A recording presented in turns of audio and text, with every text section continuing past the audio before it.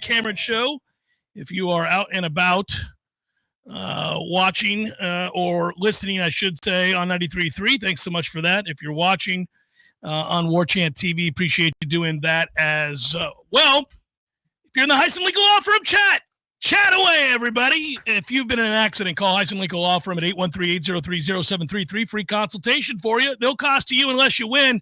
Your interests come first with the Heisen Legal Law Firm, the name you can trust for justice. That number again, 813-803-0733, or visit HeisenLegalLawFirm.com. Heisen Legal Law Firm, your advocate in times of need. Offices, Tampa. Let's try that again, Tom. Why do we have music playing? What is going on here?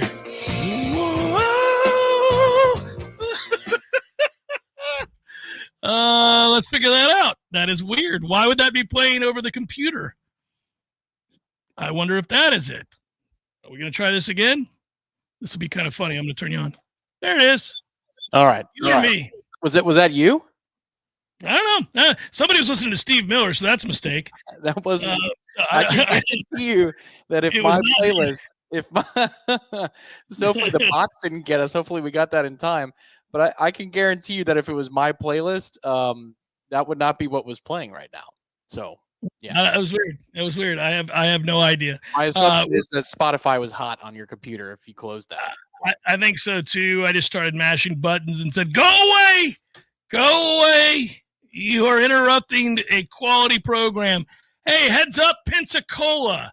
I'm coming your way. Tour stop. I will be making that tour stop 1 week from today and speak to your fine Seminole club. And thanks for having me, and thanks for asking for me to come out there and talk to you guys. So I'll be there. And I look forward to it. I'll be there with bells on. I'll get a chance to see all my Pensacola people, James B. and Ed and the mayor, D.C. Reeves, and a whole bunch of others. I look forward to it. And I'm even, I think, going to spend some quality time with you. So last time it was me and Corey, I think it was, and we raced in and we raced out, and it felt like it was all so fleeting. I'm gonna make sure I kind of take some time to enjoy it. So 1 week from today, I'll be there speaking to the fine folks in the Seminole Club of Pensacola, and I look forward to seeing all of you and answering your questions. I like to do those things, by the way, as a Q&A, so come prepared with questions. I know everything, so you can feel free to ask anything you want. It can be about football. It can be about the world, geography. It's good to go. Come here. Literature, I'm here for you, and you all know music, so we're good to go. Whatever you want. Ladies and gentlemen of the Pensacola Seminole Club, I am happy to be here, and my opening statement is this. I'm prepared to take your questions at this time. Yeah, that is my opening statement. No, I'll have another week under my belt of practice. I just left practice today. Hey, let you in on a little secret. It's a scorcher out there, kids. My goodness, was it hot at practice today. Imagine that. Yeah, it was exceptionally... It was a really frustrating. You get out of the car at 8:40 a.m. and you're like, all right, and then the sun says, "Oh, you thought you were gonna have some fun out here today? Get you some of this." Mike seemed somewhat perturbed. I'm reading into his post-practice comments. I don't think he loved today's practice. I have extensive notes on my phone here. From today's practice, I can tell you that the defense carried the day. And, I get the sense that, look, what we have in front of us here Saturday is a situational night scrimmage, and he's going to put them in some uncomfortable positions and test some guys. And so I think, maybe with that on the horizon, you have players kind of betwixt in between about effort on a hot Thursday, knowing what's happening Saturday, right? Because the day before the scrimmage, I don't think you're going to get an intense practice. I think you're going to get a glorified walkthrough is what you're going to get, with some instruction and perhaps maybe way too many moments in which we're watching special teams for days. I said today on the wrap, you can find it on Warchant TV. Myself, Corey Clark, did the wrap. Aslan filmed. That we might have the best combination of kicker punter in the country. And I was only kind of half joking. That was like half said in jest. I mean, the only reason that I would say that tongue in cheek is because I don't know the other kickers and punters around the country. I don't have them off the top of my head the way you would, say, a star receiver or a quarterback or a linebacker or any other real football player. I don't really know the other kickers and punters and other non-football players that exist out there. But we know their importance. We know their importance. And we've got four really good ones. I mean, do you remember, Tom will remember, he was standing next to me. There was a stretch where we would watch practice and Papuchis would start the special team stuff, and here we go. And there was a time where they could not find people to catch punts successfully. You couldn't get two catches in a row, let alone like decent punts. It would just be a hodgepodge of time wasting. And it was very annoying, in my opinion. And it was very annoying to watch.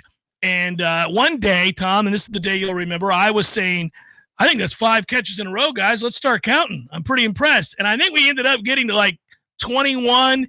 And the next day we were hoping that we could break the record. And somebody dropped it on the 22nd catch. And I blurted out, damn it. Yeah, it might have echoed on the field. Yes. Your dismay with the drop might have made it to the coach's ears, which I think is hilarious because it's like from the peanut gallery, from their perspective. And it was going to be one of our stars. I don't know if it was Keon or if it was 2 years ago, whoever our best returner was. It was not Keon. It was somebody else, yeah. But it was one of the guys that was going to be our returner. Like, that was actually performing well and looking good at the position. I will tell you, I've pretty much memorized most of the footage that we have from practices because we play them during the breaks, and obviously I see them and I consume them as everybody else does when they're released. There was one clip from maybe day 1 or day 2 of camp where Luane McCoy is out there and they've got like the super soaker and they're trying to distract him. You're not kidding about that first step, about that first movement. He's explosive catching the football as a punt returner. That's to the 0 to 60 ability that he has. He was catching punts today too. He wasn't the only one, but he was back there catching punts again today. I'm going to get to Luane McCoy in a moment because I think we need to talk about Luane McCoy. But I think today Mike was frustrated with his offense.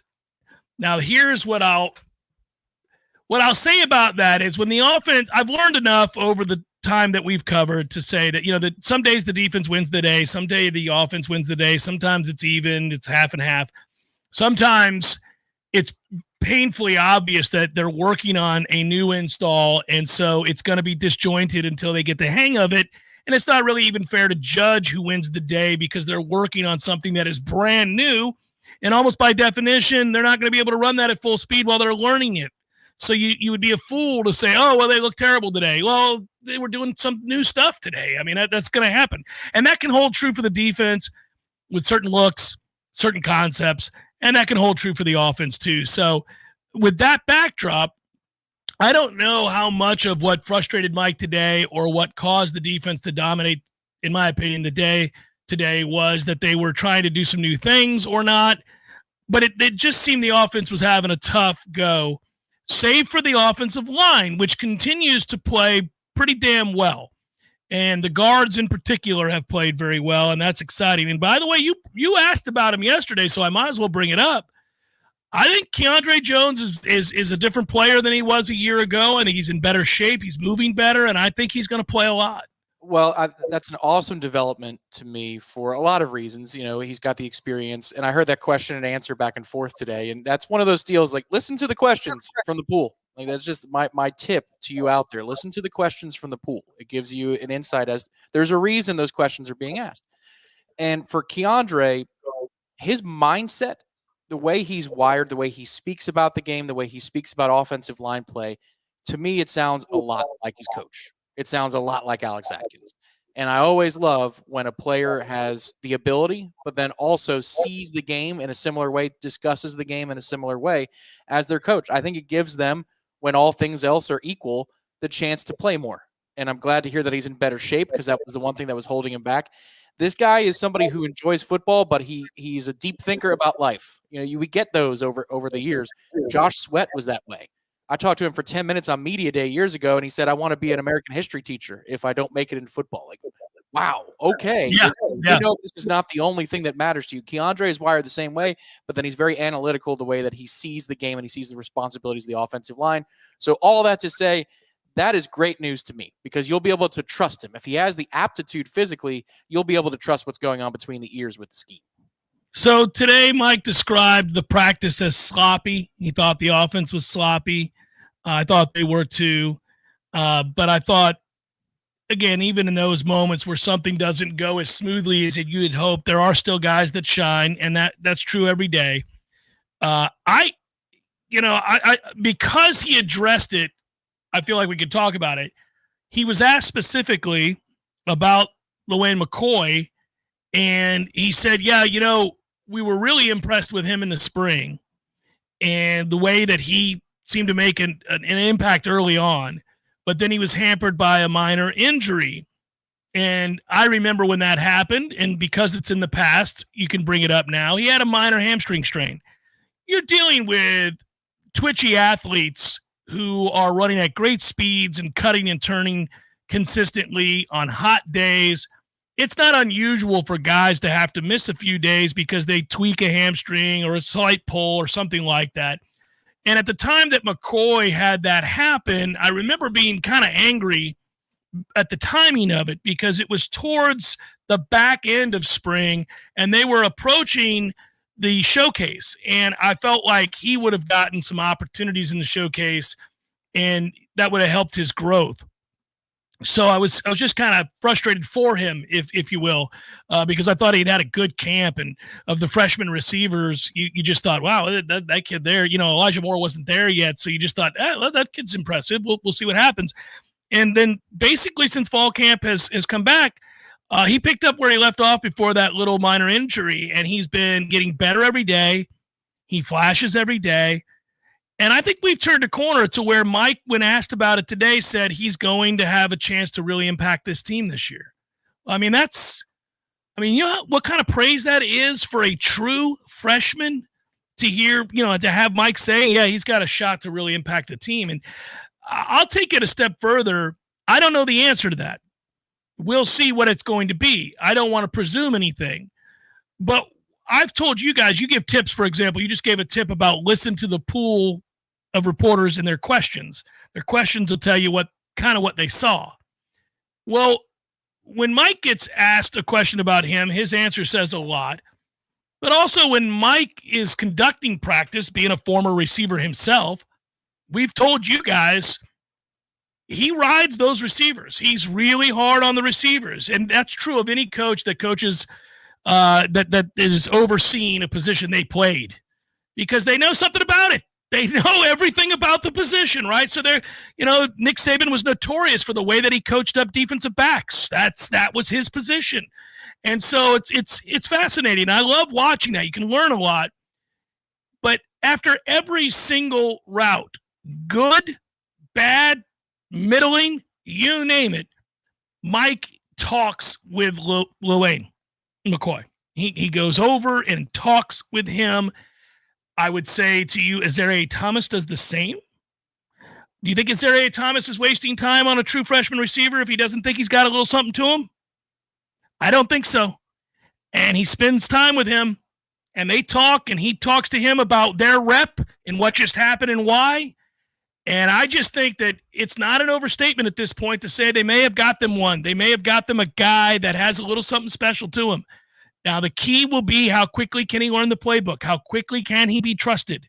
Because I think they're already in love with the mental makeup, the toughness.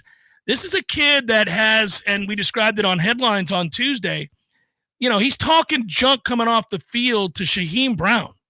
Now, not many people talk smack to Shaheem for a lot of reasons. He's a big, long, strong athlete who's got a ton of experience and is talented. Also, I will tell you, Shaheem is not that guy to be toyed with. Shaheem will punch you. He is a quick to respond guy. Let's put it that way. There are guys who you can tell have been in fights and those who haven't. And so it's interesting to watch that, right? And LaWayne was talking smack to Shaheem the other day and wasn't uncomfortable about it. Shaheem gave it back. and let him know through his words that he was less than pleased to hear from a freshman. But it went back and forth, and I thought, and I described it at the time, the temerity of a young man to say something to that guy in year one, there's a whole lot of what for, a whole lot of moxie to LaWayne McCoy. And maybe it does not lead to that kid being a star this year. That seems unreasonable to heap that kind of expectation upon him. Maybe it doesn't lead to, and I'm not trying to say this, maybe it doesn't lead to a year in which we look up and go, man, LaWayne McCoy had 47 catches last year? That's crazy. Maybe it doesn't do that. But I do think it's safe to say now he's going to play, Tom. He's going to play year one, period. He's going to play. That's fantastic to hear because, again, in the small windows I get, he didn't really stand out the few spring practices that I saw. But the suddenness is the term that I would use.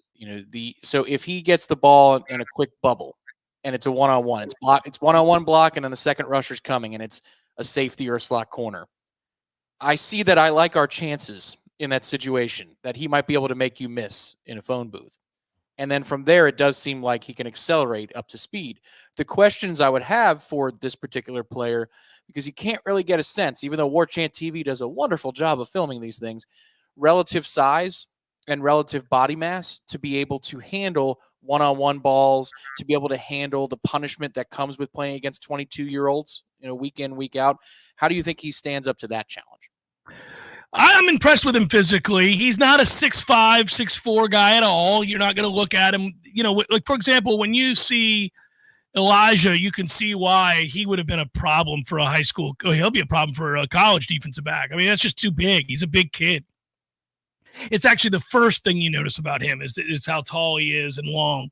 That's not what stands out to you about LaWayne McCoy, but he's put together now. He's not small. I mean, he's thick.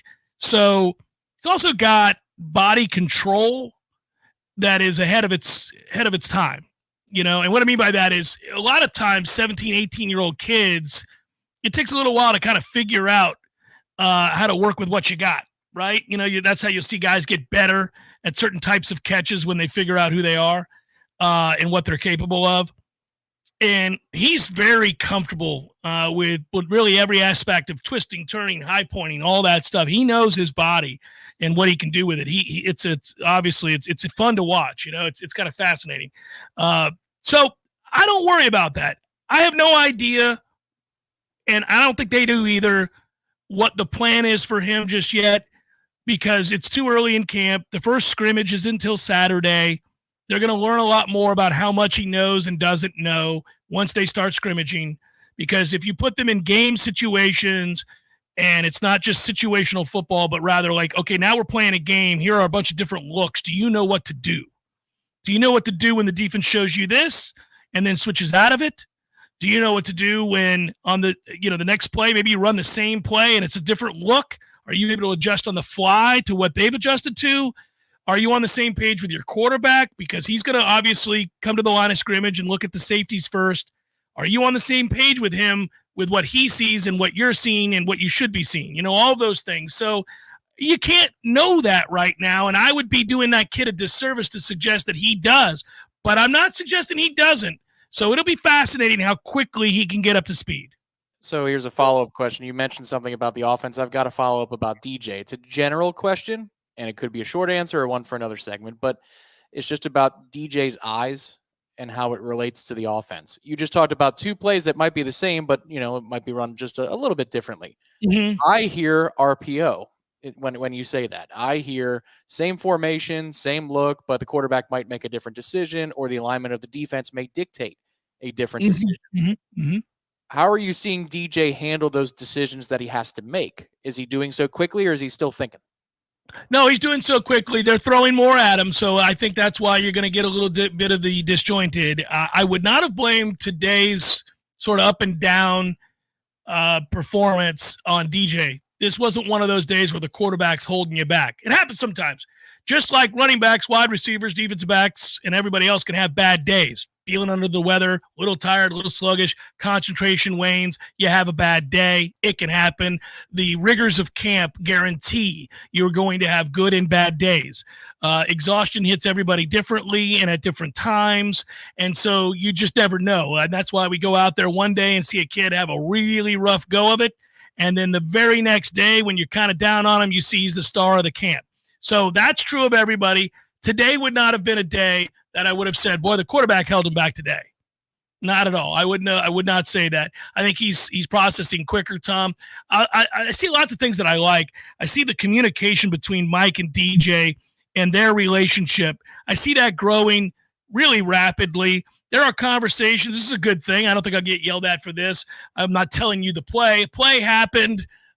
It was a successful play, but I think there was some yards left out there because of the decision.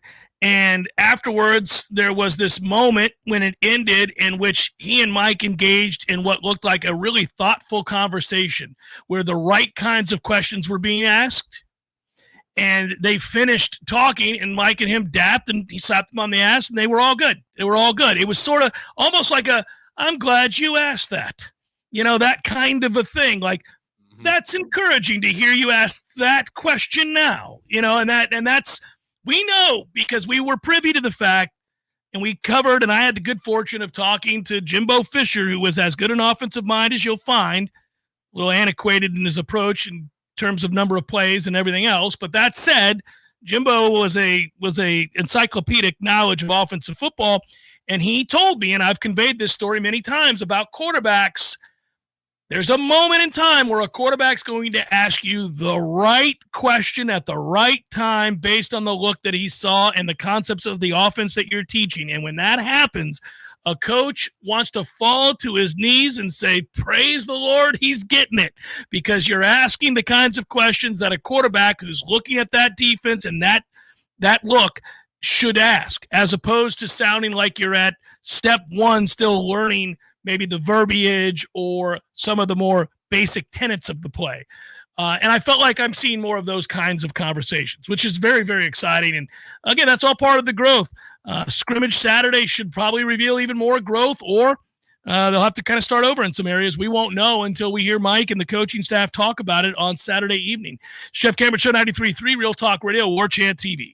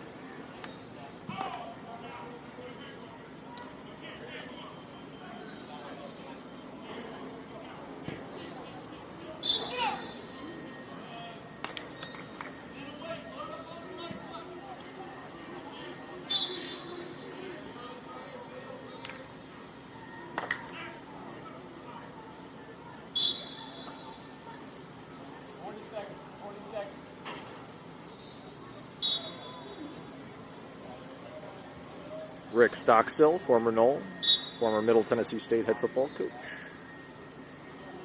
Dustin Hill. Bunch of QBs. Q's on three, Q's on me. 1, 2, 3.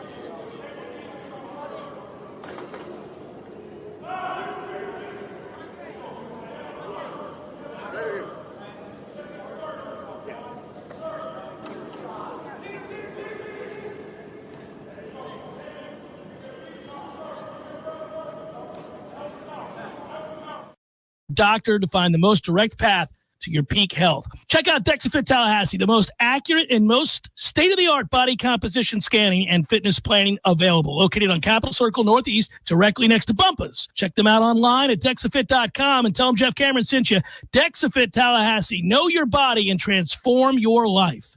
Science-backed, technology-tracked, and coach-led. Hey, Jeff Cameron here. You've heard me rave about the benefits of Orange Theory Fitness and the proven track record of science-backed interval training. Well, now Orange Theory Fitness has done it again, adding more ways for you to improve your health and look your best. In addition to the always great standard workouts, OTF has added Tread 50 and Strength 50 for those in the mood to just lift for an afternoon or attack those cardio goals for the day. Take the guesswork out of exercise. Make sure you're getting the most out of each and every workout. Orange Theory Fitness, location Midtown Tallahassee and Village Square Boulevard.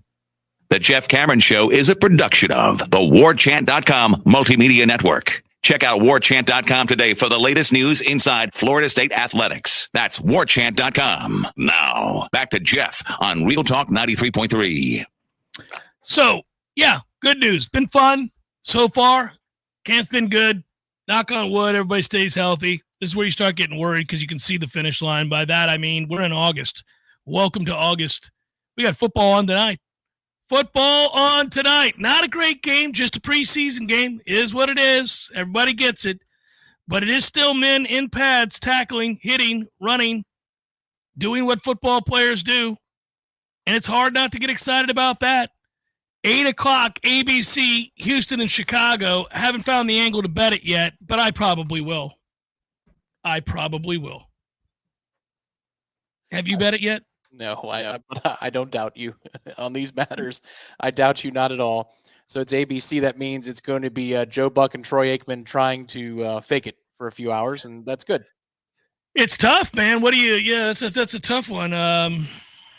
Good old Buck and Aikman. They're back. Buck and Aikman. Yeah. By the way, one of these times I could certainly probably effort because of a relationship I have with my man David Moulton, who is the spotter for that crew. I could probably get them on and we could welcome to the Jeff Cameron Show Buck and Aikman. Here they are right here. Wouldn't that be fun? I think it'd be more fun than getting Buck Rising, unless you had a Tennessee Titans football player with him. Yeah. I could probably get Buck Rising too, not only just by asking, but remember I did a show on SiriusXM with a former offensive lineman for the Tennessee Titans for many, many years. I'm sure you could threaten Buck Rising and he would say, huh?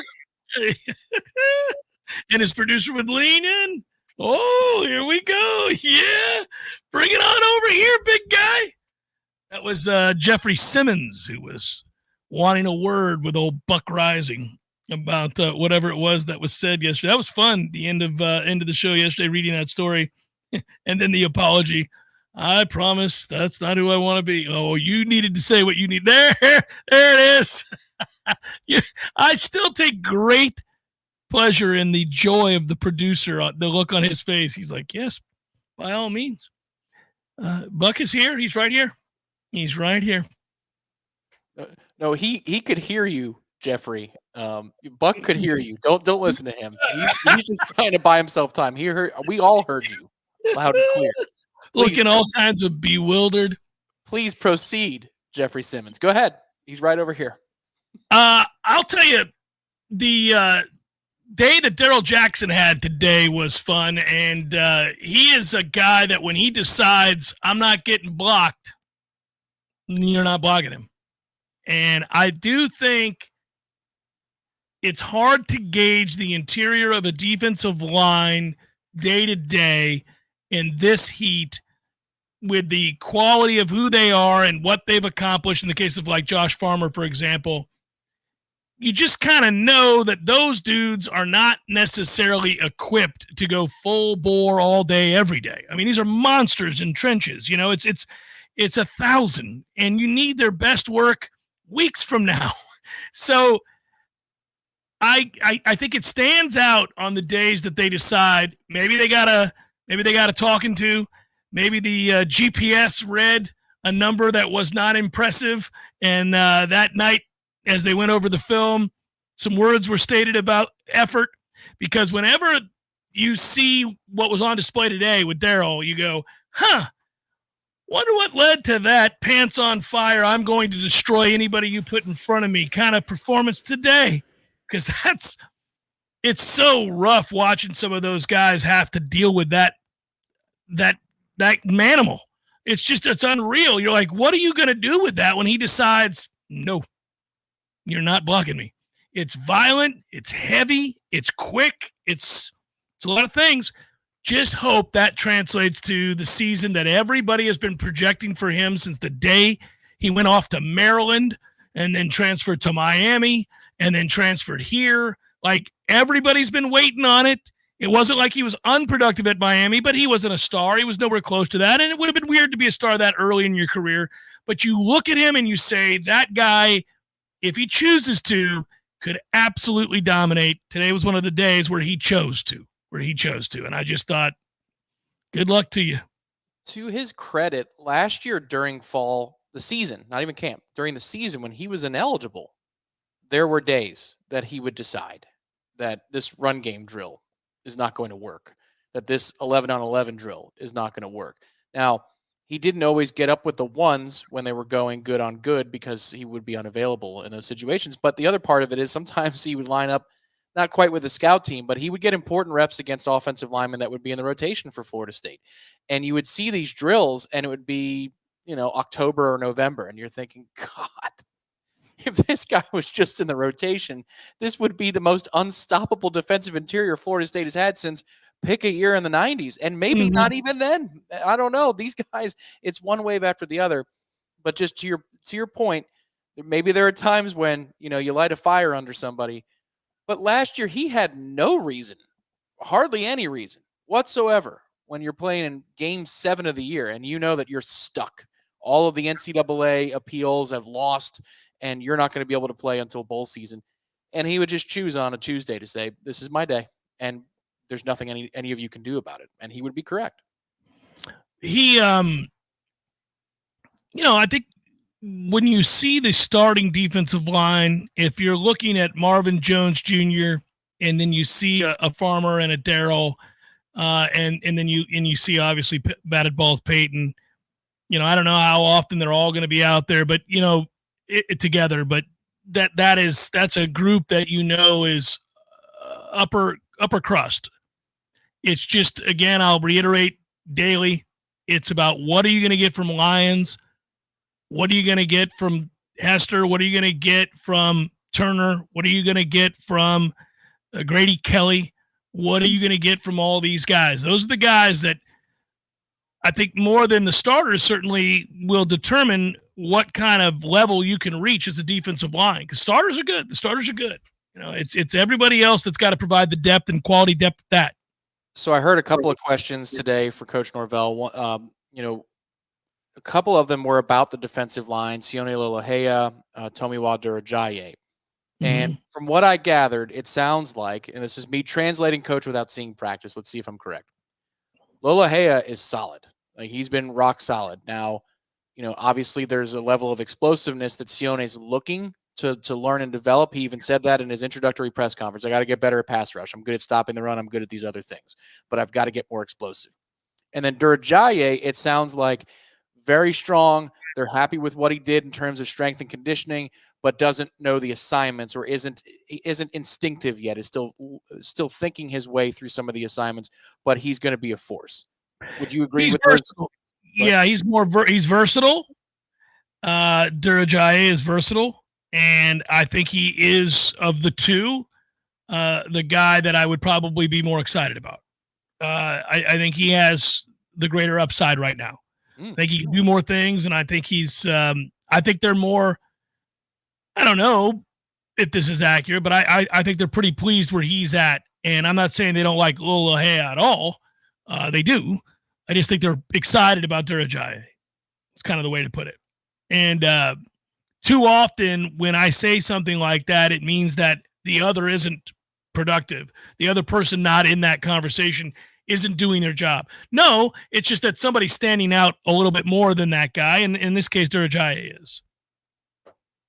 And he's versatile. He's versatile. That word was used today by Mike in description of him.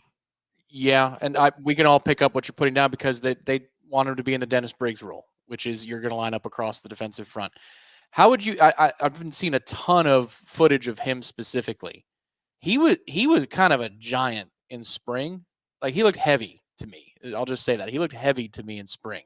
Would you characterize his body type as tweener, defensive tackle, defensive end? What do you think? Just the way he presents physically.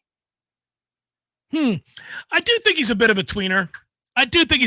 He's a big, strong guy. I do think they're going to move him around. He's very violent at the point of attack. He's very heavy-handed. I was describing that the other day. He's very violent and heavy-handed at the point of attack. I think he's a guy that they're going to get a lot out of. I think they're pleased that every day is building on the next, so he's getting better and better. The way we talk about him is the way we talk about this team in many respects. Like, they've got guys that are plus players at a lot of places that are, kind of 2 and 3 deep and maybe not stars. Just good football players coming at you in waves. Sometimes, you'd almost rather have that. Yeah, you'd say, well, I want a game changer. I want a guy that can change the scoreboard. Sure, we all would. But short of that, do you have plus players that are 4 and 5 deep? Because that's really important too. And almost the way that you would describe the Tampa Bay Buccaneers receiving core. You all want a Mike Evans, but if you don't have Mike, you're all right over there with our guy from Penn State. You've got guys, so I think they have a lot of those kinds of dudes and they're waiting for somebody to become a star. And I think they're that way at offensive line. I think they're kind of that way with the second group on the defensive line. I think they're that way perhaps with linebacker Cam Riley with a pick 6 today, guys. He's got good instincts and makes plays. He's going to play. There's no way he's not going to play and play a lot. I think Cam Riley has been a good transfer pickup. Don't know what specifically his role is going to be, but he's going to play because he's got good instincts and he's athletic and he's long and he's big. Well, the thing is then this team needs to be smart. That's the other part of it. If you're going to have a lot of pieces that are solid football players that, if something's open, they can take advantage of it, but they can't necessarily generate it on their own. Like Dalvin Cook. I wish Dalvin Cook had the offensive line from 2012 to 2014 in his career. 14, it was a good offensive line, and look what he did. It was absurd. But 15 and 16, how many times would you see a defensive tackle be in the backfield instantly off the snap, and Dalvin would have to waste an awful lot of an effort on a carry just to make a guy miss and get to the line of scrimmage? And often he would still get 6 or 7 yards because he was a freak, but he could make something out of nothing. Sounds like to me you don't have belief that there are a ton of dudes who can make something out of nothing, but they certainly can take advantage of a one-on-one situation, or they can take advantage of a scheme and make a play happen. So if this team is smart and they're prepared and they know where their eyes need to be on both sides of the ball, then it could get very fun. But you're also, in order for you to even look smart, your trench play has to be good on both sides. Yeah, it does, and I think it will be. And so from there, it'll be fun. And I do think, they're harping on so many aspects of what they want to do, and you're seeing different guys step up in those roles and show that they can do that. If asked, they can do that. You're starting to get an idea who the starters are going to be at almost every position. Like, we're starting to get to that place. I won't say every position, but most of the positions. I think if you pin down most of the people out there covering this team, they would give you an answer for a starter. And then it's just a matter of how many other folks are coming along for the ride that can play at a plus level. And I think they have a lot of options. That's why we say this team's deeper than last year's team. And I think they are deeper. They may not be as electrifying. They may not be as star-driven in some ways, but I think they are deeper. And that's important too. Jeff Cameron Show 93.3, Real Talk Radio, Warchant TV. Your local news now. The Thomasville Police Department is alerting residents to a scam where victims receive unexpected packages in the mail, such as unexpected jewelry and other products. A card with a QR code prompts the receiver to register their new product. If the QR code is scanned, a malware virus is uploaded to the phone, enabling scammers to access sensitive data and information to post false reviews of the products and others on multiple websites, which may cause people who rely on the reviews to purchase worthless items. The United States Postal Inspection Service calls these brushing scams. These fake reviews help fraudulently boost or inflate the product's ratings and sales numbers, which they hope results in an increase of actual sales in the long run. If this type of package is received, TPD urges residents to either change your account passwords, your information may have been compromised, closely monitor your accounts and credit cards, notify the authorities, and don't pay for the product. It is your choice to keep it, return to the sender, or throw it away. This is Rachel Anay with your Real Talk 93.3 Local News Update, brought to you by McLemore Systems, Tallahassee's go-to Mac store. Check them out online at McLemoreSystems.com. This is meteorologist Paul Trombley with your Real Talk 93.3 weather update. A heat advisory continues until 8 p.m. tonight. Sunshine mixed with clouds at times this afternoon with a chance for storms. High temperatures reach up to 94, southwest winds 5 to 10 miles per hour. Slight chance for scattered thunderstorms. Tonight, lows dip down to about 77, mainly clear skies. This report is brought to you by the Lawn Johns. For all your landscaping and lawn care needs, visit thelawnjohns.com. Currently, it's 91 degrees. Games for Less, Tallahassee's largest selection of new and used games, as well as new and used consoles like Nintendo, Super Nintendo, Atari 2600, PS4, and PS5. You name it. Locally owned and operated since 1994, trade-ins are not only welcome, but Games for Less pays more for your trade-ins than the big chain stores. That's not all. Games for Less now buys and sells new and used vinyl records to boot. George loves the Beatles, by the way. Reserve all the new releases today at Games for Less, conveniently located in the Walmart Supercenter Plaza on Appalachian Parkway. There he is. Haven't seen this guy since, what was it? Oh, shoot. U2 at the Sphere in Las Vegas, baby. Hey, how about that, man? Wasn't that fun? Good show. Good show. Everything about it. Nearly perfect. Nearly perfect. I had everything I could possibly want. I wanted one thing, couldn't find it, and I looked everywhere. No Cubans. What do you mean? No Cubans. There was Cubans. No, I didn't see any Cubans. Dude, no. I'm sure there was Cubans there. I mean, you know. No, I walked around. There was a moment right before the show. I thought, got to find some Cubans. Nothing. Dude, there's Cubans. There was Cubans. I'm sure there was Cubans. In Las Vegas? In Las Vegas. No Cubans in Vegas. There's Cubans in Vegas, man. Eddie, there were no Cubans. Chef. The sandwich. There were no Cuban sandwiches. You're Cuban. Of course I know there were Cubans there. Oh, the sandwich. Yeah, no, there probably wasn't many there in Vegas. No Cubans. No, not yet. Gordo's, bringing the flavor and flair of Cuban food to Tallahassee since 1996. The Jeff Cameron Show is a production of the Warchant.com Multimedia Network. Check out Warchant.com today for the latest news inside Florida State athletics. That's Warchant.com. Now, back to Jeff on Real Talk 93.3. On a day in which the NFL returns, should note the Tampa Bay Buccaneers, who you'll be able to hear right here on 93.3 Real Talk FM, that's right, have made offensive tackle Tristan Wirfs the highest paid offensive tackle in the league. This is a glorious day, a day where a less civilized man such as myself may have wandered the facility pantless. Tristan Wirfs agreeing on a 5-year, $140.63 million contract, good sir. What it must feel like to say, I have signed a $140 million contract. Come a long way from blocking there in good old Iowa to being able to live anywhere in the world you'd like. Goodness gracious. It's, the organization in a way got its Super Bowl early. It felt like for many years with Jameis and the Arians hire that it was going to be a systematic increase of win totals, expectations, and then you're going to be in the contention for, the Final Four NFC Championship game for a few years of a run, maybe like 4 or 5 years. You're crescendoing, and then in a year or two, from when Jameis left and Tom Brady was signed. But then when Brady is brought in, it's just like everything goes from 0 to 60. And Wirfs was a young piece to the puzzle at that time. Antoine Winfield was a young piece to the puzzle at that time. Vita Vea was in the younger part of his career. Devin White at the time was thought to be this future piece for you as well. Some other members of the secondary. So you have this weird thing where you're like, your expectations go from incremental growth, let's just keep getting better, to win now, or we're going to be losers for a long time.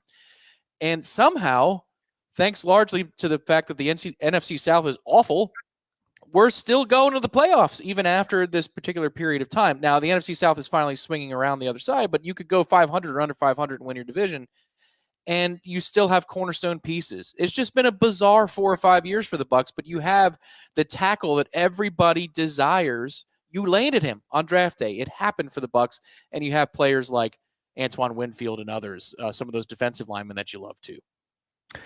Yeah, man, I didn't think they were going to have to suck forevermore as long as they drafted well, and they have for the most part. There's some swings and misses. That's true of every franchise, but Wirfs being the biggest hit, and I really do think the fallback to every NFL team going into a draft is if you can't get the singular difference maker, or the one that you believe is at a skill position, and you're unsure of where to go because every team has multiple needs most years, some more than others, as we all know, just go ahead and draft the best offensive lineman on the board. It seems to be the safest bet every time you're in doubt.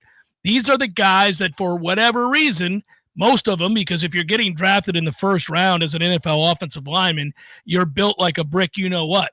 There aren't too many like, maybe it's a stretch, but he's athletic. Like, I hear that description about linebackers and safeties, and sometimes you'll say, well, he's a little undersized, but he's a 4'4" guy, so what he makes up for in size, we'll get him out in the slot, and we'll do that. There ain't no second guess in most of these offensive linemen that get drafted in the first round. They're 6'6", 335. There's 4 years of tape of them bulldozing bitches into the stands, and usually it's at a very high level, like the best leagues college football has to offer. You know it's going to translate. If the starting left tackle for Alabama or Georgia, or let's hope soon Florida State, are just steady road grading people into the turf in the games against other Power 5 teams, they translate. They're going to be all right. It's going to work out. And they're horses. They come in and they play and they're good right away, because they don't get drafted in the first round if they don't have technique. They don't get drafted in the first round on the offensive line if they don't have good footwork, if they can't bend. They don't. It just doesn't happen. So it's the safest bet on the board every year. Well, that's the fun part too, is hopefully we get to a place, and it's not a far cry now. You're seeing some of these offensive linemen that we brought in the last couple of cycles, and the kids that we're in on in the 2025 class, some that we have commitments from, some that one is on the verge of committing here soon, and Josh Petty. And boy, what a get that would be for Florida State. I am of the mind that if Florida State does have a multi-year left tackle starter, that is to say 2-year starter, and he's going to be a first-round pick, you'll start wearing football jerseys again. I think you'd wear that player's jersey. I think you would sport it. I really do. Well, I love offensive linemen, and I love offensive linemen that stay healthy and dominate. I mean, this is the biggest group we've had in ages, so you might be right. I just, when you see guys that have a nasty disposition, are equipped to do something about it, and they finish plays. I saw something today from Rizzy that I really enjoyed. He got beat on a rep badly, and God bless him, he's going against some horses in there now. When you're trying to train at center, that ain't easy. And he got a second rep. This is the kid from Harvard.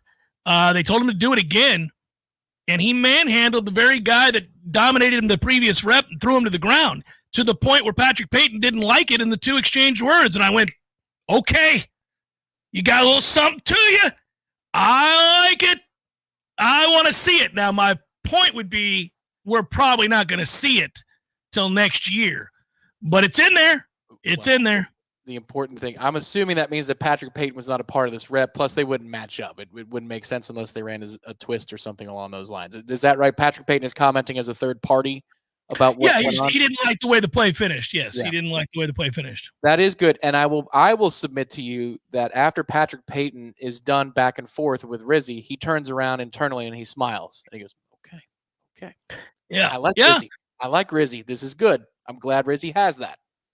Well, I'm sure nobody could respect a little what for more than Patrick Payton, who likes to fight guy right from the jump in his career, and so is you got a couple guys on that offensive defensive line that are quick to tell you about it.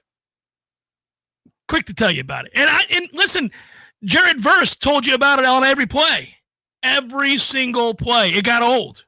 It got old. So to have Armella fire back at somebody like that, you're like, okay, at least you got a little gumption, a little something to you. You got to have it, man. Those guys in the trenches, their drills are so different than everybody else's drills. When it's go time for real, and then they do the twists and the stunts and all that stuff, and they're practicing that, you're like, man, that is so – to stand down there is my favorite thing, watching those games that they play. You know, you have your straight one-on-one, get after each other, and then you have the twists and the stunts. And those twists to see if the linemen are properly passing off right, yeah, that's a man's game back down there now. That's not for the faint of heart. There's a whole lot of mass trying to beat each other's ass.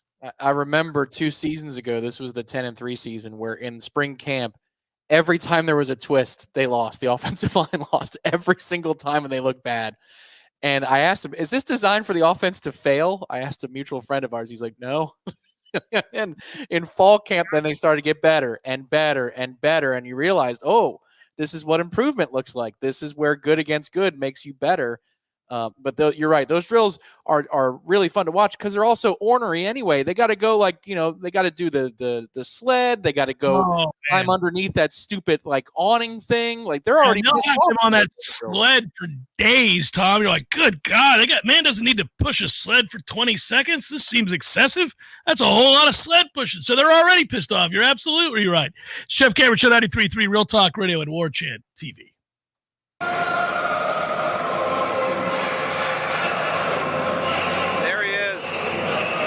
Marvin Jones Jr., everybody. He's been here every day.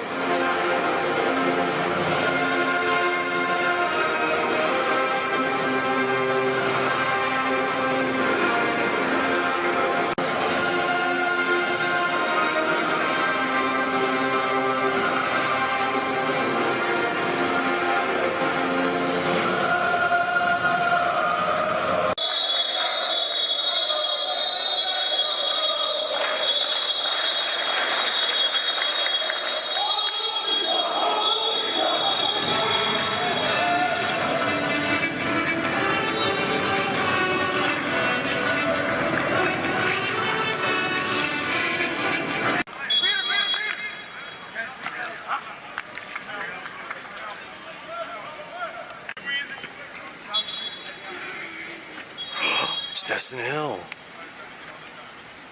He's not in pads, so everyone relax.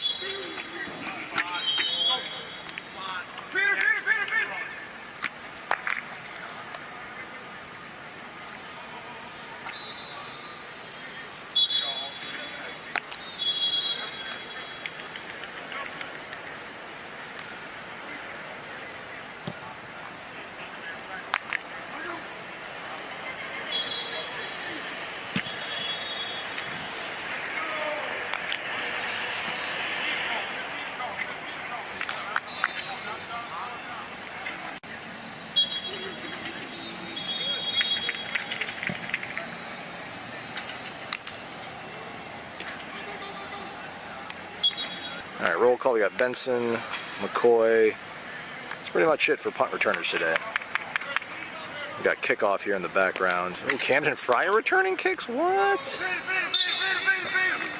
Oh, hey, we're doing the Peter calls for here. Peter. Right? Don't want to swing our hands. Still live, we're just doing this. Go! Give it a call. Peter.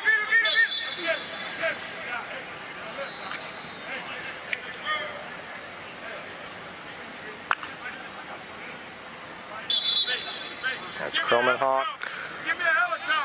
And then Trevor Jackson. Helicopter. Let's see what that means. Let's see what Master Romano does for the helicopter. Oh, dude. You see what that was, everybody? Like how it just wobbled side to side like a helicopter rotor. What a freaking pro. Master Romano, dude. Cooking.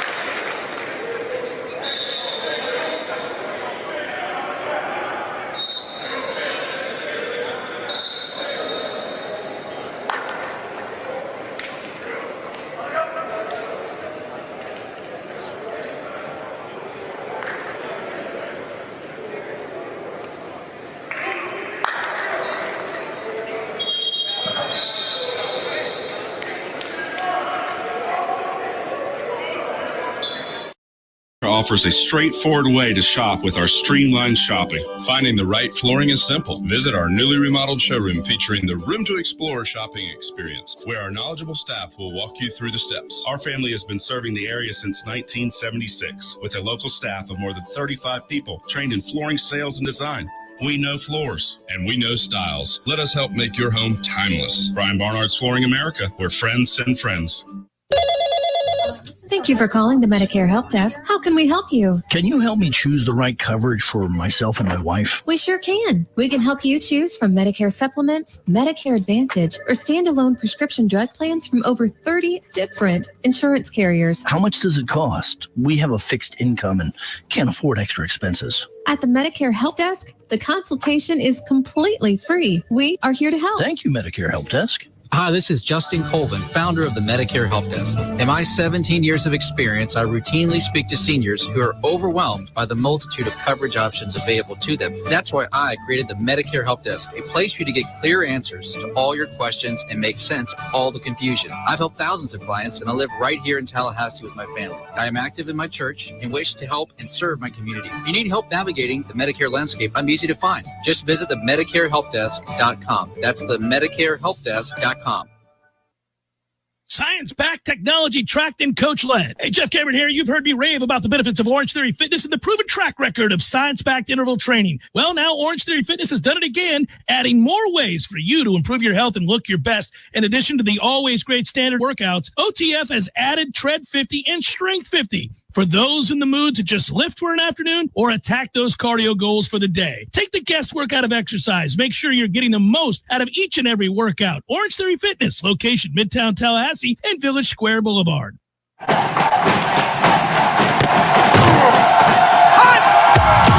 Broadcasting live from Florida's capital city, this is the Jeff Cameron Show, brought to you by Orange Theory Fitness on Real Talk 93.3. Now, stop what you're doing and listen closely. It's time for the Jeff Cameron Show in 5, 4, 3, 2, 1.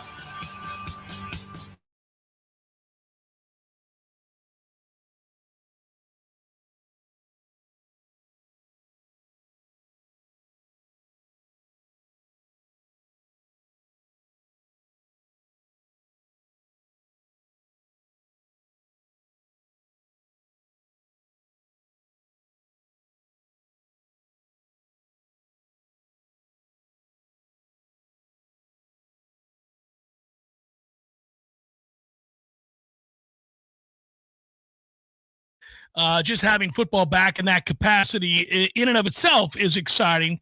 I seem to remember every year at this time when you're like, oh, well, it's preseason, but it's here. And it just kind of starts a whirlwind once you start watching, even if it's on casually in the backdrop there, you'll tune in. I will too. And I get excited about it. So that's tonight at 8:00. And we're getting down to the nitty gritty. Because we are soon after we return from the weekend. Obviously, we have today's show. We're doing it right now, and tomorrow, Libations Friday edition. Looking forward to it. We'll come back from that, Tom, and we're under 20 days. We're in the teens, in the effing teens until the start of to the start of FSU football. That's a little alarming. I got to be honest. Yeah, when you bring it to everybody's attention, 23 days from right now. So it'll be the teens when we come back on a Monday. That'll be nice to say. Nice to say. It's unbelievable. It's just, I love the layout of this schedule. I was explaining it to my family up here, just talking about the schedule for the year. And like, maybe these would be the times if you wanted to come down, these are good. This is when I could maybe pop up to come see you. And right. So you lay it out. This is something we all do with our families. And how strange it is to have 3 bye weeks this season. And how strange it is that we have 5 Saturdays. We have 5 Saturdays of watching college football without the Noles playing. It's unbelievable. And then, glorious. Moreover, I was being asked about, wait, you guys play Notre Dame too? Yeah, we play Notre Dame on the road. We go to SMU in Dallas. Like, this schedule is littered with really good games. If we can get over this hump and get out of the ACC and into either of the Power 2 conferences, that's what our schedule is going to look like in a regular year. You're going to have sprinkled throughout games that are very fascinating. I'm glad towards the end of our tenure in this conference, and who knows how soon it's going to be, but this is a very interesting schedule, and I cannot wait to see it play out because I think it lays out nicely and gives us a really good chance to be successful 10 wins or above because of the way you get your breaks and where the games are and how they're laid out. On that front, I think first of all, it's self-evident we're going to be here this year, and I think we'll be here in 25. I think 26 is what you're talking about, maybe getting the hell up out of here. So, unfortunately, and maybe fortunately, Tom, this time you'll get a chance to join me in Charlotte next year, and we can we can go to that famed Jim Phillips press conference together. Well, we can go to that famed pub is what we can do. Not that we won't have seen enough pubs here in the next few weeks. That'll be nice. And Conley's, yes, we go back to Conley's, which is right. I did go. I did go. Yeah, I'm surprised you disclosed the name of it because people know when the ACC kickoff is. I don't tell them that when I'm going and exactly for how long. They can guess what days. yeah. No, I love that place. It's a good time, and it was dark and dingy as it should be when I went this last time, and even darker than usual, Tom. And I love that. Yeah. No TVs whatsoever. Glorious thing, and we. Got my little spot in the corner there and had an ice cold Guinness. Speaking of which, if you guys are headed to Ireland, and it's real now, right? You're starting to get the notices. You're starting to get all of that. Tom, we're getting asked a lot of questions, and I mean this. We're having a conversation on the air. This is not a radio show. So we're you and I are a part of, the Jeff Cameron Show is a part of a lot of the stuff that's going on over there. And boosters have asked me about it. A lot of alumni that are getting their packages together are asking me about it. We're featured in some of the literature that is going out as the Jeff Cameron Show here, and also here for pregame and here as well. Do we have fixed sets of times and locales for the listeners who are making their way to Dublin? And if not, will we reveal that at least early next week as folks get ready? Look, I'll speak openly if you want me to about it. This show is an open book. It is. It is. Next week, early in the week, we're hoping to have concrete answers. But there's one pub, I even put it in the chat. It's the Old Storehouse. The Old Storehouse in Temple Bar is where we are slated to be for at least 3 days of the game week. The times of the shows are going to be anchored here, back in the East Coast, back in the States. So it'll 6 p.m., 1 p.m. Yeah, 6 p.m. local time, Ireland time, will be when the shows occur. Happy hour. The happy hour. I can tell you that we have plans for the Old Storehouse at present on Tuesday, Wednesday, and Friday. Thursday, we are supposed to be at Leopardstown Racecourse, and that is a horse track that's 20 minutes, 25 minutes outside of Dublin itself. And that place is Leopardstown, everybody. I will tell you, if you get the chance, it's a lot of fun. Go and enjoy yourself. It's a destination. It's not just grandstands and horse races, right? There's events that you can take. There's things to do. Yeah. So that is the plan for now. On Saturday, so that's our week, and we might do a Monday show. It's a travel day. We'll find out. But Saturday, that is a ticketed event that you had to buy on like the VIP level because it's an open bar, open food. It's not a situation where you can just walk up and pay a cover. Now, I'm wondering if they're going to turn it into that at some point, because I know a lot of you out there in the Warchant audience and on the 93.3 audience that are making the trip would like to happen by on a Saturday, and you'd pay probably pretty good coin for an open bar and an open food experience that you can be turnkey. But they tied that to a game ticket. So the Saturday one is a little bit tougher to get into. Tuesday through Friday, we have destinations, but I don't have the logistics down with the locals there as much as I'd like it to be before saying, here's exactly what we're going to do. So that's what I've been working on behind the scenes this week. I'll even tell you, quite literally, an email that went out to a bar owner over there bounced back and said, this account doesn't exist. So I'm going, ooh, okay. Well, let's make sure we find an account that does exist to make sure that we have what we need. But our friends of the Irish delegation are outstanding. They're helping us. They're facilitating all of these things. Yeah, they're great. I think everybody's feeling the pinch around August 1st to get it done. So this is exactly what I would say on a Zoom call. So you guys all get the backdrop, but we're working on it. We're working on it, and we are in the know, and we are allowed to be the ones who say, flip the tickets live for the Friday event. So nobody's going to miss out on anything. You will all be clued in as soon as we know. You won't be late to the party. Just know that that's where we're going to likely be, is the Old Storehouse in Temple Bar. Well, I just wanted to get that across, first of all. I mean, that's a crazy busy area for people. Temple Bar is famous. A lot of people, I think, have heard of Temple Bar. It's if you talk to people who aren't from Ireland that have stayed in Dublin, they've all been by Temple Bar. So this is there's a bar within the bar is what you're saying there. And we're doing that. Yeah, that makes sense. Well, yeah. So Temple Bar, is the region, is the district, if you will. Yeah. The old storehouse is like it's almost like Floribama for those of you that are on the coast or on the Panhandle. It seems like there are 3 sections to this pub, with different stages, and so we will have that all directed out for you. And the idea for the Friday event, which is going to be a larger staff meet and greet in addition to our show, we want to do tickets for that because most everybody's arriving on Thursday and Friday, so there would be a crowd control issue, and we don't want to overpromise and underdeliver. So that's why there's going to be a ticket there, but we're not trying to get rich off of this. In fact, I'll tell you again, full transparency, we're just looking to help the bar. We don't need the international revenue. There's all kinds of weird taxes and stuff. We're trying to help the bar make sure there's not overflow and everybody can get their beers and be happy and we can all mingle.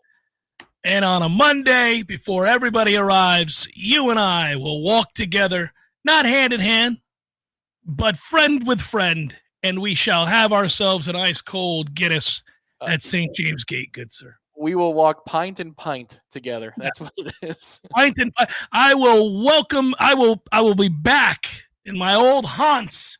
That is St. James Gate, the Guinness Brewery. We will stand outside that famed door that you've seen the pictures taken of with the harp and the whole, and there will be, and we shall walk in and see the way they've been making Guinness for over 100 years and the proud export that it is. And we will get to that top floor open air and oversee all of Dublin as we give a nod to the bartender that we are here for more than just the 2 freebies. Yeah. We understand that he understands. There's more where that came from, Chief. And there you go. That's how it'll go down, and it'll be a good time. Your move, Chief. Your move. It is the freshest Guinness you will ever have. And he just made it right there. It happened. There it is. Bring it to me. Oh, this is great. This is great. It's not across town. It's right here. This is amazing. You'll love it. I'm looking forward to it. I'm also looking forward to the football. I don't know what we're going to be able to glean from week 1, other than I'm sure we're going to make a concerted effort to run the ball. And if we struggle to run the ball, it doesn't mean we'll struggle to run the ball the rest of the year, but it may be an indicator that we're in a little bit of trouble because I think the offense is going to be predicated on said ability to run the ball and be physical and play downhill and throw off a play action. I think they have to be that. I think they want to be that. That's the identity that they've chosen. That's the way these practices look. I'm not giving away plays. Toughness is at its core. Listen to Mike's words. He tells you that. You can hear him in the backdrop of every video. He'll scream things like violence. He'll scream things like get up. He doesn't want people half stepping on the ground. Get up. Let's go. Let's go. It's about this mentality that they've tried to instill. And I think this team points to toughness. I think you see them. I think they understand that messaging has gotten through, and I think they're big enough to do something about it. So, yeah, I'm excited. They're going to be getting some people back next week too. Some folks that haven't had opportunities who they're easing back into practice. I won't give you names. Mike's referred to a few of those people. He said today in his interview about Bryson Estes having to ease his way back into camp. He mentioned yesterday or the day before yesterday, DJ Lundy having to ease his way back into camp. So he's cited some guys. He hasn't been afraid to do that. Mike's not going to do a couple of things. He's not going to speculate about a player's injury with the press. He's not going to speculate. There's going to be something definitive.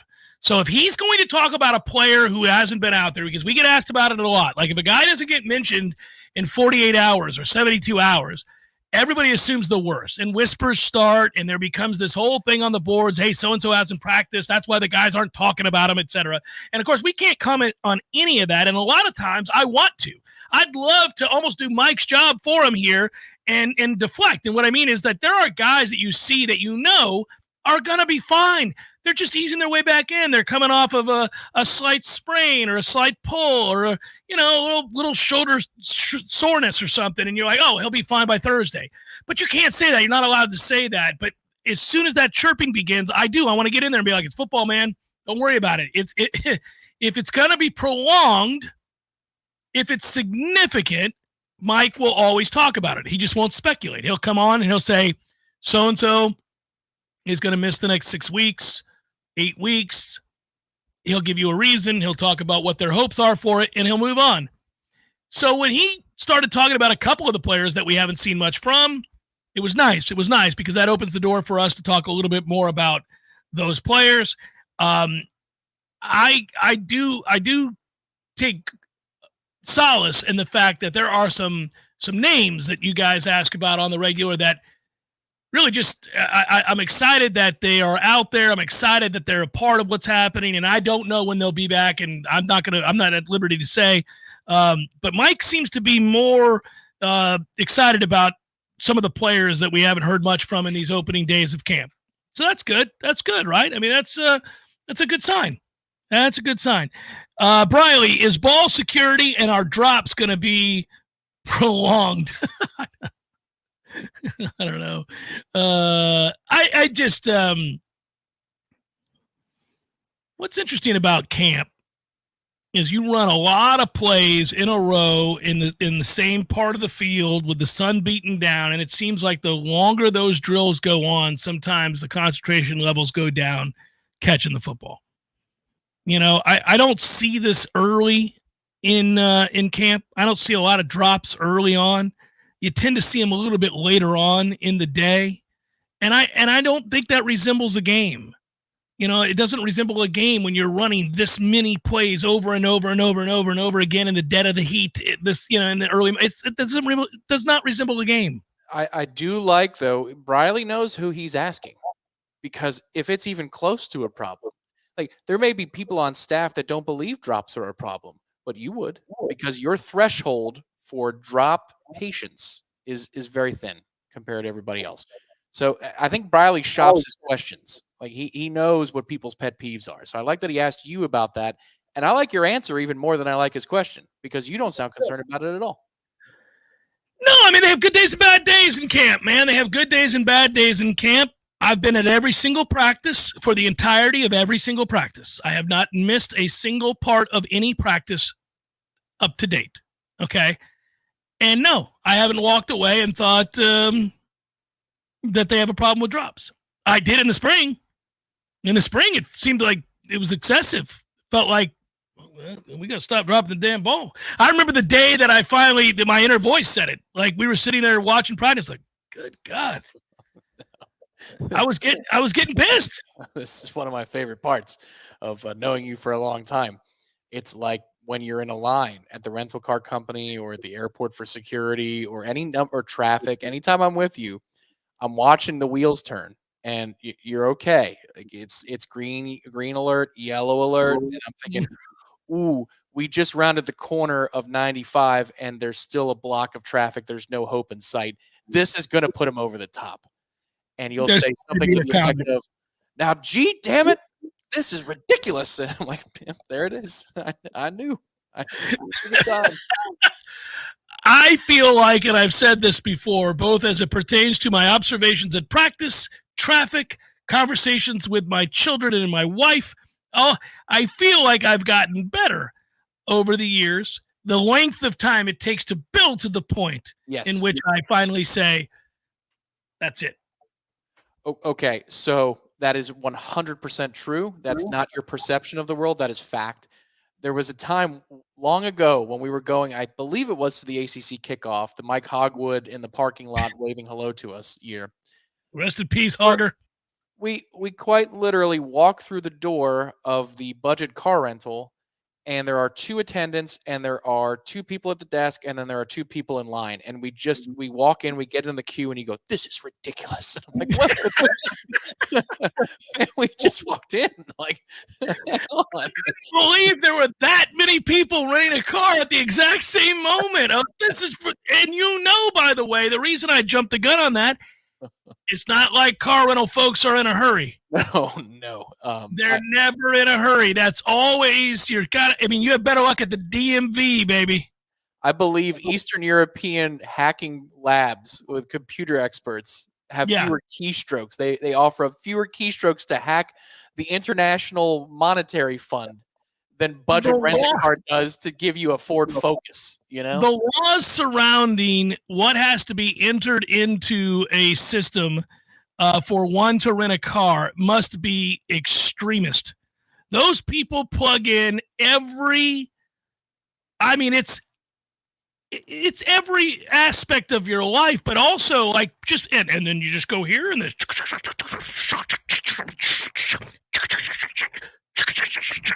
Okay, sir. And what's the date you're going to return? And then Sunday, this Sunday the 7th.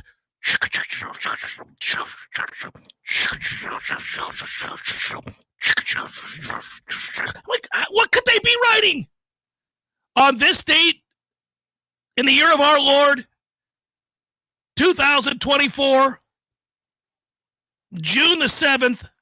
I mean, like, what could my full name, data? What are we doing? It's insane.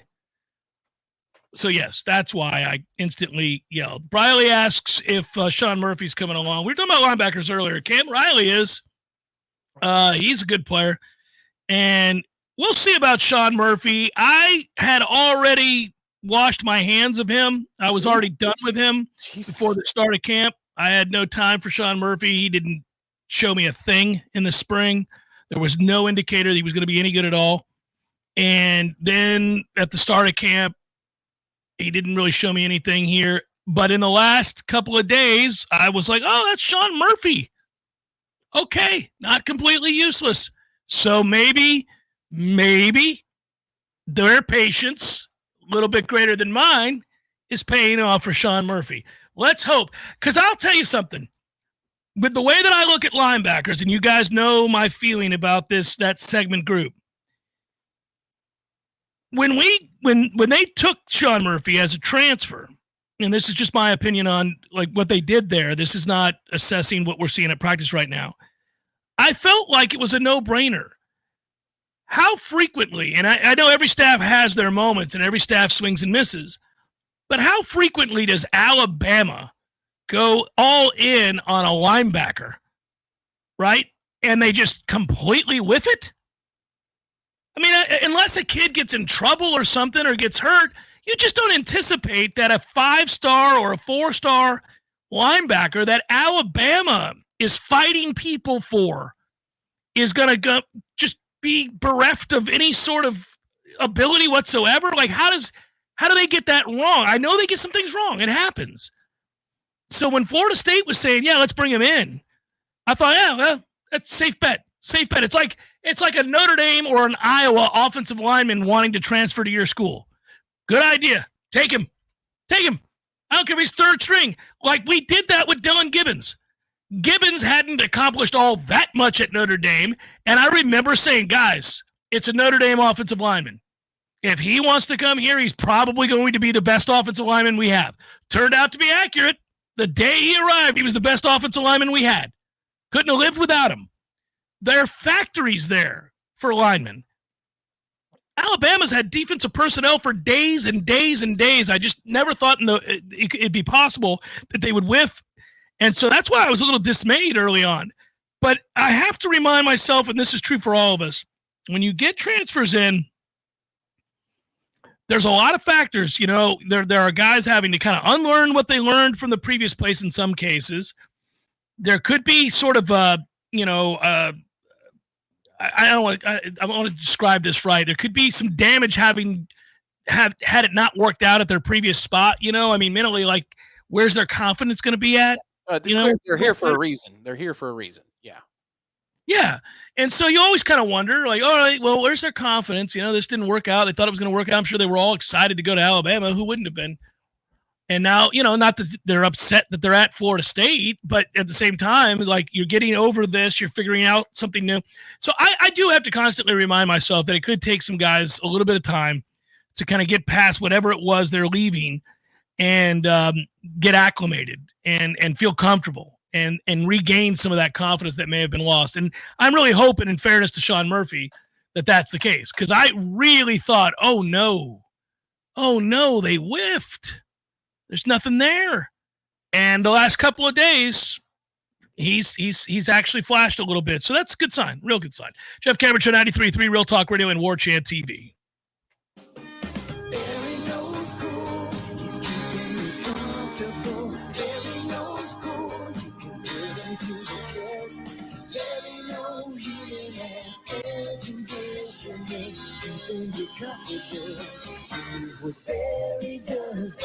No matter how busy life gets, your home is the place where your family and friends show you they care and celebrate with you. That's why the professionals at Barano Heating and Air Conditioning always make sure your home is comfortable. Just like those who matter to you most, Barano will always be there for you. This is Tyler from Barano Heating and Air. Now you can schedule an appointment, purchase or renew your service agreement, or pay your bill from your mobile device. Any day, anytime, anywhere. When you turn to the experts at Carrier and Barano Heating and Air, online at baranoac.com. Florida license number CAC 1816186. Barano Heating and Air Conditioning. Re-elect City Commissioner Curtis Richardson. Commissioner Curtis Richardson is dedicated to making our city better, and that means addressing the most important matters head on. Commissioner Richardson supports effective public safety, increased affordable housing, greater job creation, and preserving Tallahassee's natural landscapes.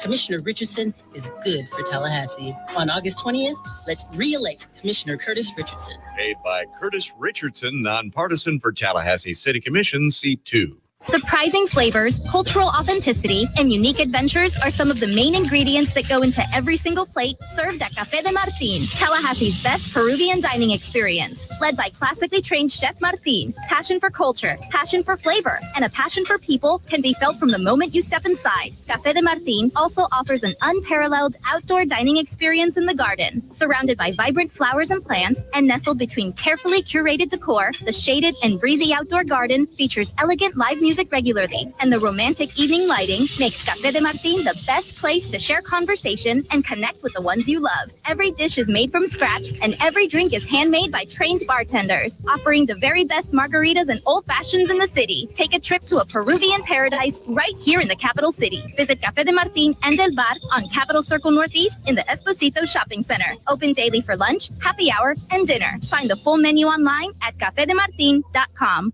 Howdy, folks. Jeff Cameron here to tell you about my friends at Dexafit Tallahassee. What is Dexafit, you might ask? Well, it's where you want to go if you're looking to elevate your health and fitness journey. Dexafit's exclusive services include AI-enhanced body scans, VO2 max fit testing, and RMR metabolism analysis to provide detailed insights into your body composition, cardiovascular fitness, and metabolic well-being. Sounds like a lot of science, but that's because it is the most advanced science available. In fact, that's a good thing, right? Dexafit gives you immediate detailed insights about your body composition, provides a customized plan to improve on troubled areas, delivered in an easy-to-navigate mobile app so you can share the information with your trainer or even your doctor to find the most direct path to your peak health. Check out Dexafit Tallahassee, the most accurate and most state-of-the-art body composition scanning and fitness planning available. Located on Capitol Circle Northeast, directly next to Bumpus. Check them out online at Dexafit.com and tell them Jeff Cameron sent you. Dexafit Tallahassee. Know your body and transform your life. Science-backed, technology-tracked, and coach-led. Hey, Jeff Cameron here. You've heard me rave about the benefits of Orange Theory Fitness and the proven track record of science-backed interval training. Well, now Orange Theory Fitness has done it again, adding more ways for you to improve your health and look your best. In addition to the always great standard workouts, OTF has added Tread 50 and Strength 50 for those in the mood to just lift for an afternoon or attack those cardio goals for the day. Take the guesswork out of exercise. Make sure you're getting the most out of each and every workout. Orange Theory Fitness, location Midtown Tallahassee and Village Square Boulevard. The Jeff Cameron Show is a production of the Warchant.com Multimedia Network. Check out Warchant.com today for the latest news inside Florida State athletics. That's Warchant.com. Now, back to Jeff on Real Talk 93.3. Time to do it up with our friends at ISF, the collaboration that just keeps on going. Love working with ISF in the same way that ISF is a company here in Tallahassee and works with state government agencies across the country. Little Tallahassee to around the country. That's how good they've been.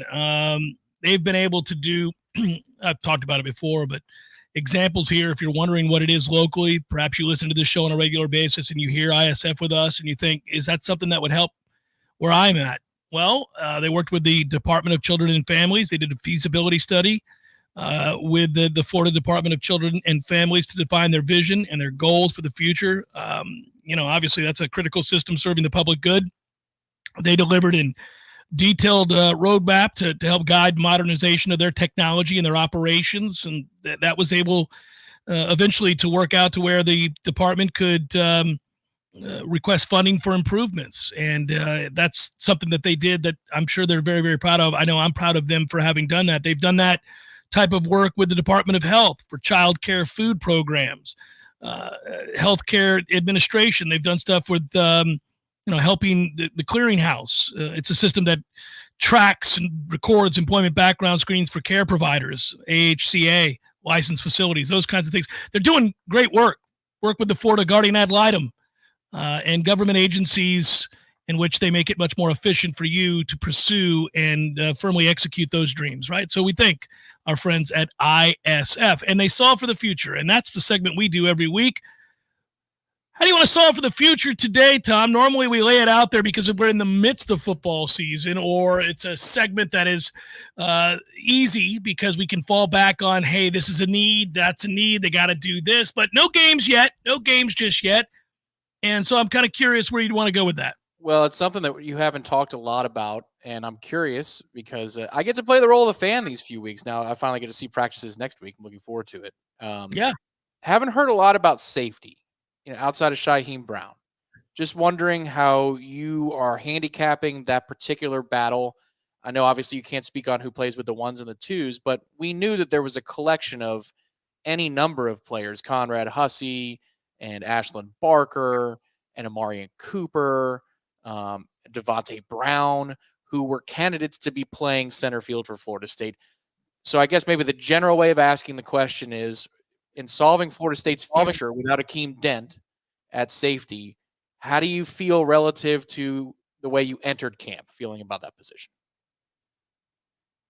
They got a lot of guys that they like. I don't think that there's been anybody that's outperformed Devontae Brown. Now, they may feel differently, but I think Devontae Brown, if I had to guess, and again, in my opinion, Mike might feel differently, Adam might feel differently, Coach Sertan might feel differently. But the evidence that I see says that Devontae Brown is going to be the guy along with Shaheem Brown. They already know what they are at corner. Two really talented guys that don't have bad days.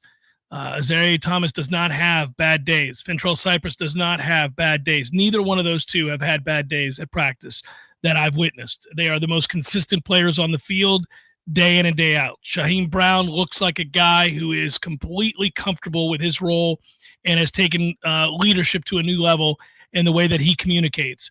He's also a heck of an athlete. That position group is better and deeper than most any position group that I can think of besides running back, probably deeper than even that, in that these guys have pressed into action, whether it be an Edwin Joseph or a Quindarius Jones or a Conrad Hussey. All of those guys could play. Coach Mike Norvell mentioned Jabril Rawls the other day. I was glad that he did because I've seen a lot from him. KJ Kirkland always stands out to me. I don't think Ashlyn Barker's been as good as he was lately, in my opinion. I feel like maybe there's, he's got to get back on track. I don't feel like he had a good first week. My opinion, I could be wrong. I don't know what they're asking of him specifically, so maybe I've got that wrong. I don't know. But the guys I just mentioned all have played at a very high level, and but none better than Devontae Brown. I think he's going to be the guy. And think about how much football he's played, so that makes some sense. That's okay. So I handicapped it a little bit that way for the Warchant Top 40. I'm not going to spike a football because it's a long season and players develop and they get better. And we've seen that how many times in the history of our, watching our program, covering the program, that a guy who was our best player for game 1 is not even on the field by game 10 or even game 6. Amarian Cooper's freshman year, he's back on campus now. But remember, he was a revelation for the back half of his freshman season at corner. Like, who the hell is 37? And then by the end of the year, like, well, thank God we have Amarian Cooper because we really need him. But I thought when they dipped into the portal to go get Devontae Brown, somebody that Patrick Surtain knows very well and can vouch for, somebody that Randy Shannon knows well and can vouch for, that they decided to do that and go get Amarian Cooper. That tells me that they like what they have in Conrad Hussey for the future, but they weren't ready to turn over the keys to him just yet. He'd have to earn it and he'd have to prove it. And so it seems like it's playing out that way, that, look, there are ebbs and flows to development. And this is a very important position to play with a lot of responsibility. Yeah, and remember, one is a redshirt senior and the other one is a true sophomore. And so the difference in age is obvious for starters. Development, big difference when you're talking about a guy that's played as much football as Devontae Brown and a guy who's played as little college football as Conrad Hussey. There are so many other factors that always play into this. If you're in the segment group rooms, like the meeting rooms, it's probably a lot easier to see. But, in the past, guys' maturity levels play a part in something like this too. You have to be able to trust somebody at that position, Tom. You're always talking about that position in particular. Like, people got to get lined up. People got to know what the hell they're doing. I'm responsible for a lot of things there. So you have a lot of factors that weigh into it. Yeah, I would say it's exposure, like experience and composure. Experience and composure at that position are really important. It doesn't mean that the guys we have are lacking in both areas. It just, I think they wanted to have a steadying hand, an insurance policy. And, if let's just say Conrad Hussey is one of the best athletes in that secondary group, and that's a really athletic secondary group to be saying that Conrad Hussey is amongst the best. If by halfway through the season, he can be out there for some series and it goes to all series, we're going to be better off for it. But it's almost like they don't want the growing pains. This was the decision they made with themselves, the Battle's End, all of them. When you bring in as many defensive ends as they did, when you bring in DJ, when you bring in Malik Benson and a couple offensive line transfers, they were aggressive again in the portal this year. You're sending out a message that you don't want to take your lumps. You don't want to have to learn through. You don't want to go backwards. You don't want to have to learn through defeat. You want to have to learn through rotation and depth and success, and then hopefully you can just seamlessly hand it off to the next guy.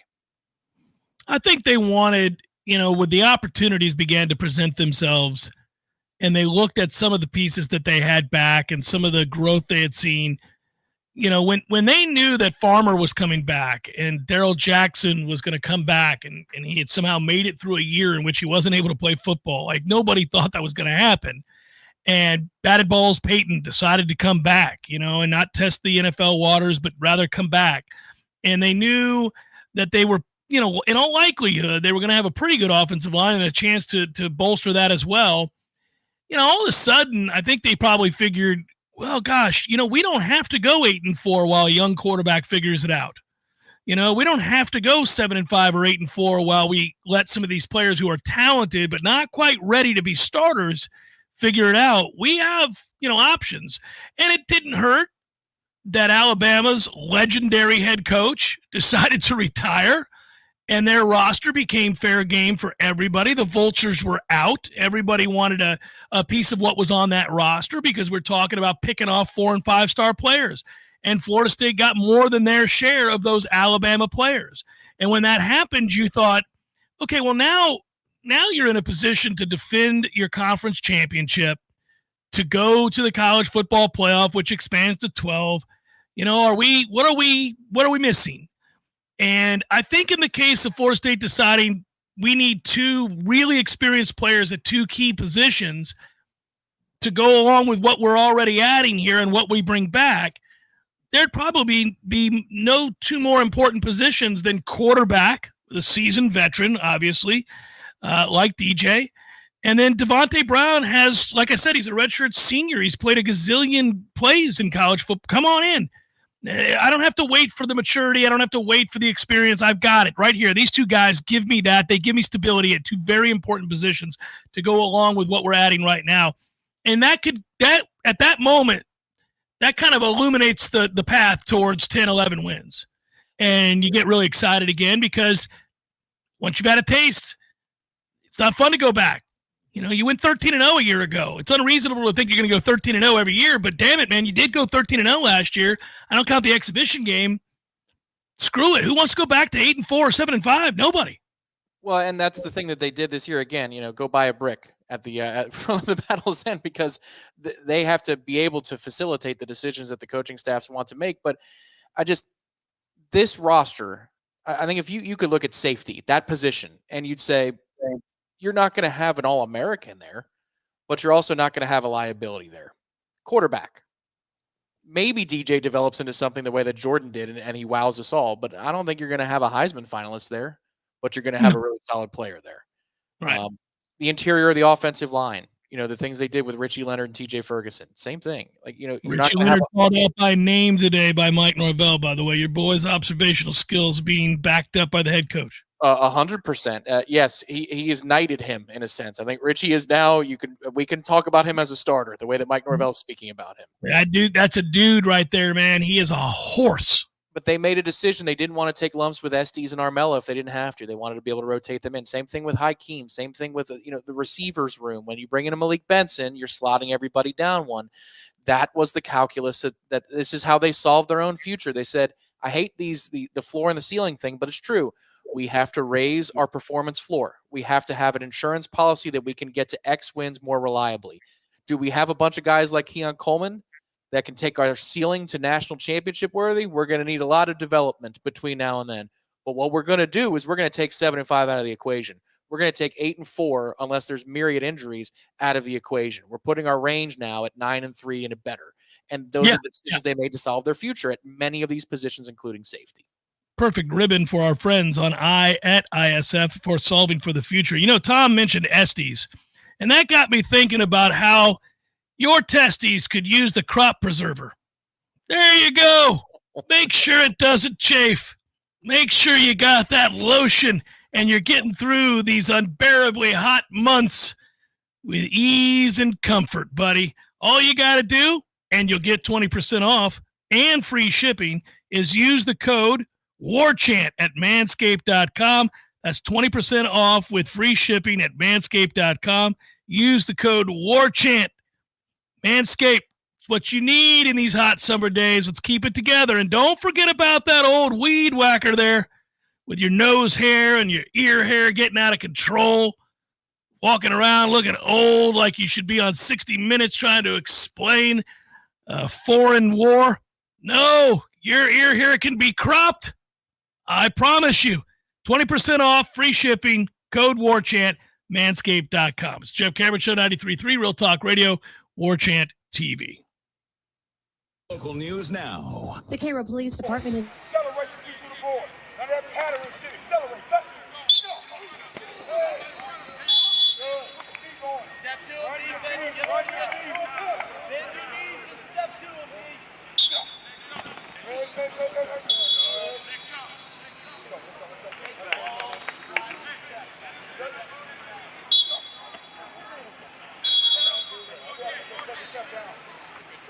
Drive, accelerate through. Strike through. Good, Darren. Accelerate.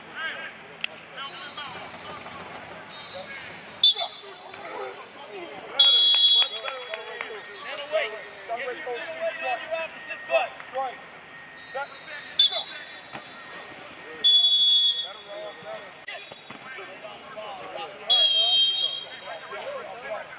You can't be laid off the ball in a drill that goes on the whistle.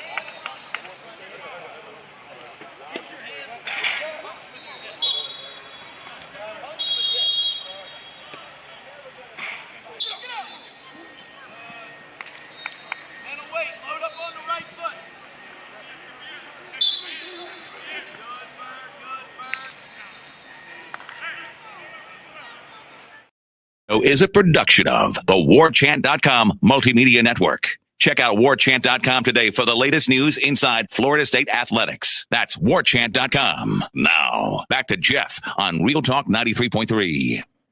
That was a race in. Did you see that, Tom? Did you see that race around the corner and the play that was made? I did. Nobody got to see that off camera, but I'm looking at the ticker because behind the scenes, when you play a video, you can see the elapsed time.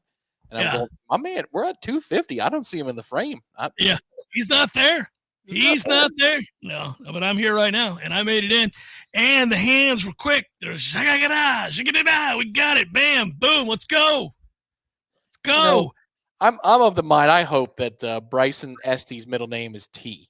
Like Thomas. Right. Yeah. I think you had to like that, didn't you? That was a super segue. That's one of your better efforts. That's going to be a finalist for Segue of the Year for 2024. That's very well done. You get these bolts of inspiration that just come out of nowhere, and right when you mentioned Estes, I thought of it. I thought, yeah, you know what? It's hot outside. Our boys, it's time to talk them up. Let's do this. Let's play it, not the bed.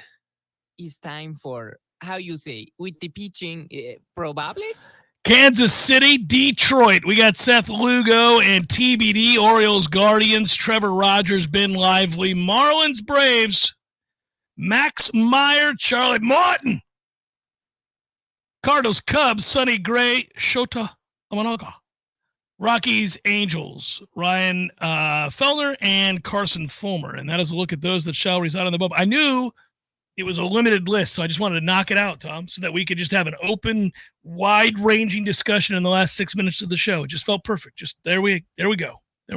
What is it you'd like to discuss over the last 6 minutes? Are we foraying back to your observations from another full day of practice, or do you want to deviate and explore? How much of the Olympics have you watched? Did you get back into it at all last night, buddy?